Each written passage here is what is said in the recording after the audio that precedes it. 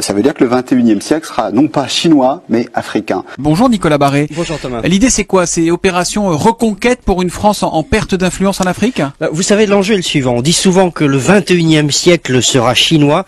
En fait, il sera africain. La Chine va bientôt voir sa population culminer, puis vieillir et baisser. L'Afrique, c'est le contraire. De tous ces chiffres, il faut mettre une France qui perd de l'influence en Afrique, Nicolas. Alors, c'est ça, mais c'est en partie de notre faute. Les banques françaises, par exemple, ont beaucoup réduit la voilure, mais ça n'est pas perdu et loin de là. La France reste le pays d'accueil des étudiants africains, et quand on voit le potentiel de croissance du continent, eh bien, il faut surtout maintenir ce flux. Vouloir l'arrêter, c'est vraiment ne rien comprendre au sens de l'histoire. Donc oui, déroulons le tapis rouge. L'Afrique est un formidable réservoir de croissance pour nous. Ne nous trompons pas, le 21e siècle sera africain. L'Afrique, formidable réservoir de croissance, nous dit Nicolas Barré, directeur de la rédaction des Échos. Dans ce match-là, la France n'est pas en avance, mais rien n'est perdu. L'édito Écho revient demain à 8h10 sur Europe 1. Bonne journée, Nicolas. Dans ce match-là, la France n'est pas en avance, mais rien n'est perdu. Est-ce que vous discernez ce qui se joue dans les soubassements de la diplomatie internationale? C'est une compétition qui est engagée, et l'enjeu de cette compétition, c'est l'Afrique. Du fait du Covid-19, vous avez peut-être entendu que l'Europe allait débloquer une aide de 20 milliards d'euros pour l'Afrique, et la France a appelé à l'annulation de la dette africaine. On ne peut comprendre ces gestes en apparence généreux que si on les place dans le contexte de rivalité géopolitique qui oppose actuellement les grandes puissances et les puissances émergentes sur le terrain africain. Quand la France demande la suppression de la dette africaine, ce n'est pas par générosité envers les Africains. C'est parce que la dette africaine est détenue à 40% par la Chine. Et dans cette compétition, la Chine est l'obstacle principal. Quand l'Italie attaque ouvertement la France sur sa politique africaine, comme nous l'avons vu tout à l'heure, ce n'est pas uniquement parce qu'elle est principalement concernée par la crise migratoire ou par souci de justice. C'est aussi parce qu'elle est elle-même engagée dans cette joute diplomatique pour acquérir des parts de marché en Afrique. Et ces nations n'hésitent plus à sortir du conformisme diplomatique habituel pour s'envoyer ouvertement des invectives sur la question africaine. L'Italie accuse la France d'appauvrir l'Afrique, la France tacle la Chine sur la question de la dette, les États-Unis dénoncent les pratiques prédatrices de la Chine et de la Russie. Il faut donc comprendre que nous sommes à un tournant crucial de l'histoire. C'est l'avenir des nations qui se joue, et il se joue en Afrique. Que compte faire la France sur le plan diplomatique pour supplanter ses concurrents? Le Sénat français a publié un rapport qui édicte 70 mesures que la France doit prendre pour reconquérir l'Afrique. C'est un rapport de 500 pages, je l'ai lu en diagonale. Alors, le titre de ce rapport, c'est « L'Afrique est notre avenir ». Alors d'abord, je trouve un peu cocasse que le Sénat de la République française publie un rapport titré « L'Afrique est notre avenir ». Donc, comme je le disais, ce rapport met en évidence 70 mesures qui doivent être prises par la France pour supplanter ses concurrents sur le terrain africain. Il y a plusieurs mesures intéressantes, j'en ai relevé deux notamment. Par exemple, en page 392, on a l'intertitre « Tenir un autre discours sur l'Afrique ». Les sénateurs expliquent que le discours qui est tenu sur l'Afrique est souvent un discours misérabiliste qui ne correspond pas à la réalité d'aujourd'hui. Et qu'il faudrait maintenant changer ce discours et rappeler que ce n'est pas seulement l'Afrique qui a besoin de la France, c'est aussi la France qui a besoin de l'Afrique. Et que ça doit être maintenant dit. Il s'agit de quitter le vieux récit sur une Afrique du passé et de susciter, selon l'expression plusieurs fois évoquée, un besoin d'Afrique qui soit le pendant d'une demande de France. L'amélioration de l'image et de la connaissance de l'Afrique doit s'inscrire dans le long terme et s'appuyer sur une recherche universitaire de qualité sur l'Afrique. Pour faire face à ces défis, la diplomatie française, en premier lieu, doit pouvoir produire un nouveau discours sur la relation de la France à l'Afrique. Les enquêtes sur l'image de la France en Afrique sur la décennie montrent une dégradation sensible. Donc ils expliquent là que l'image de la France en Afrique est de plus en plus mauvaise, et c'est en partie à cause de la manière dont l'Afrique est souvent présentée dans la société française. Une mesure très significative apparaît en page 399 sous l'intertitre « S'émanciper du passé ». Les sénateurs expliquent qu'il y a en Afrique, y compris chez les jeunes, de la rancœur vis-à-vis de la France à cause de son passé esclavagiste et colonial, et que ça, c'est un handicap majeur pour la France. Effectivement, ils sont lucides. Mais l'Europe a un handicap extrêmement lourd, c'est celui du passé colonialiste, que ce soit pour l'Allemagne, pour l'Angleterre ou pour la France. Donc, qu'est-ce qu'ils disent? Ils disent ici, la relation franco-africaine reste lestée du poids d'un passé mal assumé. Le rejet dont la France est parfois l'objet, notamment dans les couches les plus jeunes de la population africaine, tire argument de sa responsabilité dans les pages les plus sombres de l'histoire de l'Afrique. L'esclavage qu'il a saigné de ses forces vives alors qu'elle constituait encore un continent sous-peuplé, la colonisation qui marqua son entrée traumatisante dans la modernité tout en l'enserrant dans ses frontières, dans des frontières qu'elle n'avait pas choisies. La décolonisation dont on néglige qu'elle fut en Afrique subsaharienne, émaillée de massacres aujourd'hui oubliés. Donc le Sénat reconnaît ici que la France a commis des crimes dans ses colonies, cite 3 exemples ici, avec 3 petits points, montrant que des massacres, il y en a quand même eu pas mal. Alors par exemple ici, le Cameroun en 1955, et de quoi s'agit-il? Il s'agit du massacre de Messa. C'est-à-dire qu'un colon français avait tué un jeune adolescent camerounais, c'était un crime gratuit, sans doute raciste, et 3 jours plus tard, des centaines ou des milliers de citoyens camerounais, on ne sait pas trop, se sont rassemblés devant l'hôpital pour exiger qu'on leur rende le corps de cet adolescent. Mais les colons français ne voulaient pas rendre le corps. Donc, comme la foule refusait de se disperser, ils ont fait appel à l'armée française, et l'armée française a tiré dans le tas, et ça a été un véritable carnage. Il y a eu énormément de morts. Donc là, le Sénat dit, cette histoire est peu et mal connue dans la société française. Certains événements douloureux dans lesquels notre pays n'a pas eu le beau rôle font encore débat et ne sont pas entrés dans l'histoire officielle, si tant est que ce terme ait un sens. Effectivement, les massacres que la France a commis sur le sol africain, effectivement, ces massacres-là n'apparaissent pas dans les livres d'histoire français. Un peu plus loin, il cite d'autres exemples, par exemple le massacre de Thiaroye. Alors qu'est-ce que c'est? Le massacre de Thiaroye concerne ce qu'on appelait les tirailleurs sénégalais.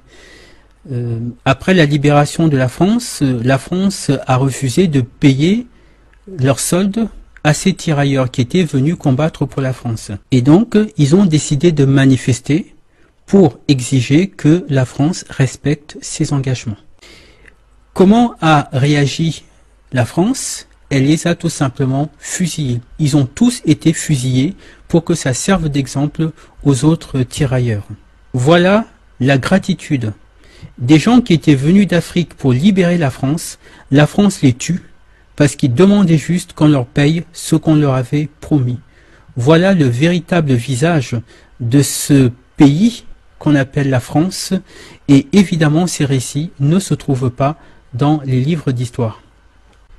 Et donc, les sénateurs disent qu'il faut solder ce passé, et pour cela, ils proposent que l'histoire soit réécrite, que l'histoire de l'Afrique soit réécrite, écrite conjointement par des historiens français et des historiens africains, afin que toutes les vérités soient dites et que la France et l'Afrique puissent repartir sur de nouvelles bases. Voilà, ils disent ici par exemple, c'est pourquoi il convient de régler ces contentieux qui empoisonnent la relation et solder le passé par une mise en récit commune de cette histoire partagée. Voilà, donc ils proposent un livre d'histoire franco-africain. François Mitterrand d'ailleurs lui-même avait évoqué une telle chose en 1957. C'est pourquoi je crois que la France, notre pays, malgré d'admirables réalisations, n'a pas su à temps, dans ses institutions et dans sa politique, prévoir et s'adapter. C'est pourquoi je pense que après Genève, Dien Bien Phu, après Carthage, je crois que pour l'Algérie et l'Afrique noire, un sérieux examen de conscience se pose aux Français. Oui. Alors, je précise, est-il besoin de le dire, qu'il n'y a aucune sincérité dans cette proposition. Je rappelle que ce document sénatorial, c'est 70 mesures pour reconquérir l'Afrique. Donc, on est purement ici dans de la stratégie. Évidemment, ils disent qu'il faut ouvrir les archives sur tous ces massacres qui ont été commis afin d'apaiser les mémoires. Mais je rappelle quand même une chose. Les crimes que les Occidentaux ont commis à l'égard des Africains, ça concerne des centaines de millions de morts entre l'esclavage et la colonisation. Pour cela, il ne peut pas y avoir de pardon. C'est impossible. Ces Africains qui ont été tués, c'était des innocents. Quand on parle d'eux, c'est une mention dans l'histoire. En telle année, il y a eu un massacre à tel endroit, mais ces gens, c'était des hommes, des femmes, des enfants, qui avaient un nom, qui avaient un vécu, qui avaient des rêves, qui avaient une âme. Et sous l'esclavage, le crime qu'ils ont commis, c'est d'être noirs. Et sous la colonisation, le crime qu'ils ont commis, c'était de vivre sur un continent dont les Occidentaux enviaient les richesses. Et ces gens n'ont jamais obtenu justice, donc il ne peut pas y avoir de pardon.